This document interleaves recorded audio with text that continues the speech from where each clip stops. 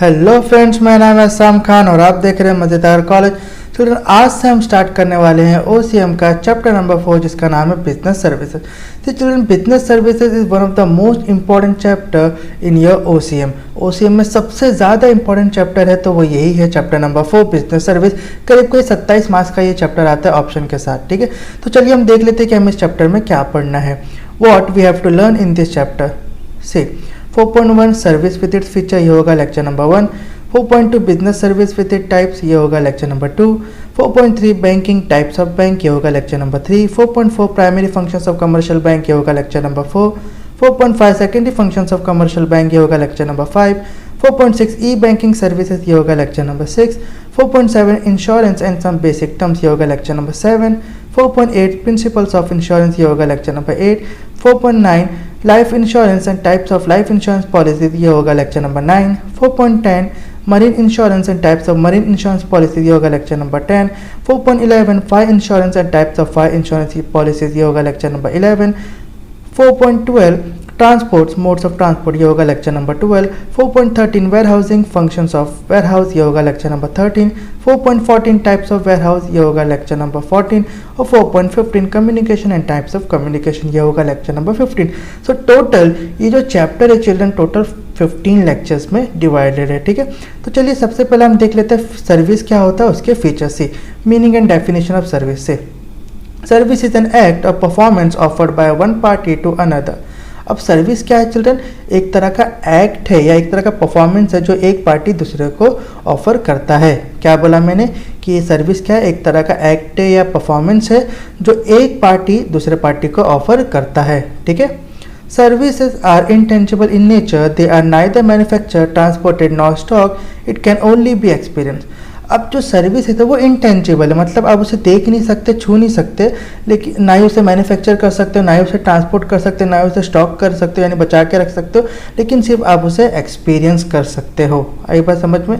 क्या बोला मैंने कि ये सर्विस क्या है? इंटेंजिबल है, उसको सिर्फ हम क्या कर सकते हैं? एक्सपीरियंस कर सकते हैं। आई बात समझ में? क्लियर हो गया? Say services can not be stored for a future use, hence they are produce and consume simultaneously. और सर्विस को हम फ्यूचर के लिए स्टोर करके नहीं रख सकते, इसीलिए जब सर्विस प्रोड्यूस होती है तभी सर्विस को कंज्यूम भी किया जाता है। आई बात समझ में? एग्जांपल बार्बर शॉप में जैसे आप जाते सैलून में, ठीक है, तो जब वो बार्बर आपके बाल काटता है, ठीक है, यानी कि जब सर्विस प्रोड्यूस हो रही है तभी आपके बाल कट रहे, यानी कि तभी सर्विस को आप कंज्यूम कर रहे हो, एक तरह से ऐसा समझ सकते हो। आई बात समझ में? क्लियर हो गया? चलिए एक डेफिनेशन देख लेते हैं children. See according to Philip Kotler, a service is an act of performance that one party can offer to another that is essentially intangible and does not result in the ownership of anything.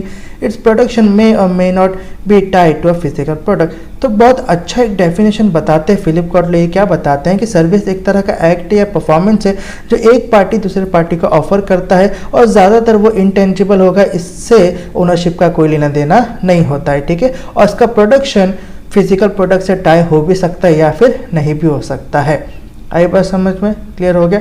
तो चलिए चलिए अब हम features देख लेते हैं। से feature of services, तब तक पहला इंटेंजिबिलिटी, इसका मतलब क्या? Say a physical product is visible and concrete, services are intangible, the service can not be touch और view but can only be felt. अब प्रोडक्ट क्या है चिल्ड्रन? उसको हम देख सकते, छू सकते, राइट, लेकिन सर्विस जो इंटेंजिबल, इसको देख नहीं सकते, छू नहीं सकते, लेकिन सिर्फ फील कर सकते हैं। ठीक है, for instance services provided by bank is intangible but people still can take the advantage of it. अब जैसे कि एग्जांपल के तौर पे लेते हैं हम चिल्ड्रन कि जो सर्विस प्रोवाइड करती है बैंक वो क्या है? इंटेंजिबल है, लेकिन फिर भी जो लोग हैं वो उसका फ़ायदा उठा सकते हैं कि नहीं? ऑफकोर्स। जैसे कि मान लो अगर हम कैश विड्रॉ करने कैश डिपॉजिट करने जाते हैं हम बैंक में, ठीक है, तो जब हम कैश डिपॉजिट करवाते हैं और कुछ अमाउंट हमारे बैंक अकाउंट में ऐड होता है तो वो पैसा क्या हमें उड़ते हुए दिखता है? क्या वो पैसा हमारे अकाउंट में जाते हुए दिखता है? नहीं, राइट, सिर्फ हमें एक रिफ्लेक्ट होता है कि हाँ हमारा जो पैसा है वो ऐड हो गया, राइट। तो ये जो है वो इंटेंजिबल है, राइट। तो उसकी जो सर्विस जो बैंक ने प्रोवाइड किया वो इंटेंजिबल है, लेकिन हम उसे महसूस कर पा रहे हैं, हमको समझ में आ रहा है कि हमारा पैसा बैंक में ऐड हो गया कि नहीं? यस, आई बात समझ में? तो इसे इंटेंजिबिलिटी कहते हैं। क्लियर? चलिए नेक्स्ट पॉइंट, इनसेपरेबिलिटी, इसका मतलब क्या? Say personal services can not be separated from the individual service are created and consume simultaneously. अब जो सर्विस है वो इंडिविजुअल यानी कि जो सर्विस प्रोवाइडर है उससे हम सेपरेट नहीं कर सकते, राइट। सर्विस जब प्रोड्यूस होगी तभी ही कंज्यूम की जाएगी। मिसाल के तौर पे see for instance dentist, musician, dancer etcetera create and offer service at the same time, thus services can not be separated, है ना। अब जैसे डेंटिस्ट हो गए, म्यूजिशियन हो गए, डांसर हो गए, ये जब अपना परफॉर्मेंस करेंगे या जब अपनी सर्विस प्रोवाइड करेंगे तभी हमको इनकी सर्विस को यूज़ करना पड़ेगा, ठीक है। और हम इनकी जो सर्विस है, इनका जो हुनर है, ठीक है, जो ये भी परफॉर्मेंस कर रही है, डेंटिस्ट जो करता है या डांसर जो कर रहा है या म्यूजिशियन जो करता है, राइट, उसका जो हुनर है हम उससे छीन सकते क्या? नहीं छीन सकते। आई बात समझ में? तो जब ये परफॉर्म करेंगे तभी हम कंज्यूम कर पाएंगे, राइट। तो इसे इनसेपरेबिलिटी कहते हैं। ओके, चलिए उसके बाद इनकंसिस्टेंसी, इसका मतलब क्या? से services involve people and people are all different. The quality of services offered by a firm can never be standardise. अब सर्विस जो है वो कौन प्रोवाइड करता है? लोग प्रोवाइड करते हैं, पीपल, और पीपल जो होते हैं वो हर तरह के अलग अलग होते हैं, ठीक है। तो जो क्वालिटी है सर्विस की वो हर बार सेम नहीं हो सकती। कैसे? देखो, for example say for instance some restaurant can give different experience to two different customer, है ना। सेम ही रेस्टोरेंट क्या कर सकता है? दो अलग अलग कस्टमर को अलग अलग एक्सपीरियंस भी प्रोवाइड कर सकता है। तो एक जैसी अगर बोलेंगे कंसिस्टेंसी आए तो आएगी? नहीं आ सकती सर्विस में। आई बात समझ में? क्लियर हो गया? चलिए उसके बाद से पेरिशेबिलिटी, इसका मतलब क्या होता है? Say services have a high degree of perishability, unused capacity can not be store for future use, if services are not use today it is lost for ever. Perishability का मतलब होता है चिल्ड्रन जिसको हम स्टोर करके नहीं रख सकते, अगर उसको यूज नहीं करेंगे तो वो लॉस्ट हो जाएगा फॉर एवर, ठीक है। तो सर्विसेज भी हाई डिग्री ऑफ पेरिशेबिलिटी होती है। आई बात समझ? एग्जाम्पल के तौर पर say for instance spare seats in an aeroplane can not be transfer to the next flight. अब जैसे मान लो कि आपने फ्लाइट की बुकिंग की थी, राइट, और आपने अपना फ्लाइट मिस कर दिया, ठीक है। तो क्या होगा कि वही सीट अगर आप चाहोगे तो वो आपको मिल सकती, क्या नहीं मिल सकती? हाँ, दूसरी सीट आपको मिल सकती है, दूसरे प्लेन में आप जा सकते हो, लेकिन वही समय का वही सीट बोलेंगे तो ऐसा हो सकता है क्या? नहीं, राइट। तो एक बार अगर वो एक बार चलेगा तो मतलब चलेगा, आप उससे फ्यूचर के लिए यूज़ नहीं कर सकते। That is the perishability. Okay, उसके बाद नॉन ट्रांसफरेबल, इसका मतलब क्या? Say unlike the product business services are non transferable, there is no exchange in the ownership of services. Product की तरह चिल्ड्रन क्या होता है, हम सर्विस को ट्रांसफ़र नहीं कर सकते। प्रोडक्ट क्या होता है? ट्रांसफ़र होता है ना, सेलर टू बायर, राइट। लेकिन हम यहाँ पे सर्विस को एक्सचेंज नहीं कर सकते ओनरशिप से। मिसाल के तौर पे see for instance a patient visit to a doctor for the treatment and after paying the fees patient can not purchase the ownership still lies with the doctor. अब जैसे कि मान लो पेशेंट डॉक्टर के पास गया तो वो डॉक्टर की जो फीस होगी वो देगा, राइट। वो ये नहीं बोल सकता कि हाँ चलो भाई डॉक्टर की जो ओनरशिप है वो उसको दे दो, है ना। ऐसा नहीं बोल सकता ना, चलो भाई ये चल क्लिनिक मेरे नाम कर, ऐसा बोल सकता है क्या? नहीं।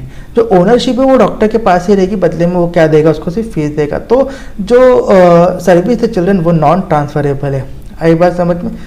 ठीक है, चलिए नेक्स्ट कंज्यूमर पार्टिसिपेशन, इसका मतलब क्या? See for services participation of customer is equally important, without the participation of customer service can not be offer, है ना। जब कंज्यूमर ही नहीं रहेंगे, कस्टमर नहीं रहेंगे तो सर्विस किसको प्रोवाइड करेंगे, right. So without the participation of customer service can not be offered. आई बात समझ में? एग्जाम्पल से समझते हैं इसे भी। For instance, a tourism company cannot provide service without customer. It cannot be beneficial for the agency without a customer, है ना। मान लो टूरिज्म की कंपनी, जैसे कि समझो बस एजेंसी वगैरह, तो पैसेंजर ही नहीं होंगे बैठने वाले, ठीक है, तो वो लेके खाली बस किसको जाएगा? आई बात समझ में? तो इसीलिए कस्टमर का पार्टिसिपेशन बहुत ज़्यादा इंपॉर्टेंट होता है। क्लियर हो गया? चलिए एक बार रिवीजन देख लेते हैं हम। सी रिवीजन किसके बारे में पढ़ा हमने पढ़ा सर्विस के बारे में। सर्विस क्या है? एक तरह का एक्ट या फिर परफॉर्मेंस है जो एक पार्टी दूसरे पार्टी को ऑफर करता है, और जनरली वो इंटेंजिबल होती है सर्विस, उसको सिर्फ हम एक्सपीरियंस कर सकते हैं। आई बात समझ में? उसके बाद क्या देखा हमने? देखा फीचर्स ऑफ सर्विस। पहला क्या देखा? इंटेंजिबिलिटी, मतलब क्या? इसको छू नहीं सकते, देख नहीं सकते, सिर्फ महसूस कर सकते हैं। उसके बाद इनसेपरेबिलिटी, है ना, इसको हम सेपरेट नहीं कर सकते, जब ये प्रोड्यूस होगी तभी ये कंज्यूम भी किया जाएगी। उसके बाद इनकंसिस्टेंसी, सर्विस कभी भी स्टैंडर्डाइज नहीं हो सकती, हर बार अलग अलग आएगी, ठीक है। उसके बाद पेरिशेबिलिटी, इसको हम फ्यूचर यूज़ के लिए स्टोर नहीं कर सकते। नॉन ट्रांसफरेबल, मतलब ये प्रोडक्ट की तरह ट्रांसफरेबल नहीं है, ओनरशिप जो है वो सर्विस प्रोवाइडर के पास ही रहेगा। और लास्ट में हमने देखा कंज्यूमर पार्टिसिपेशन, सर्विस के लिए कंज्यूमर पार्टिसिपेशन का होना ज़रूरी है। कस्टमर ही नहीं रहेंगे तो सर्विस को हम जो किसको ऑफर करेंगे।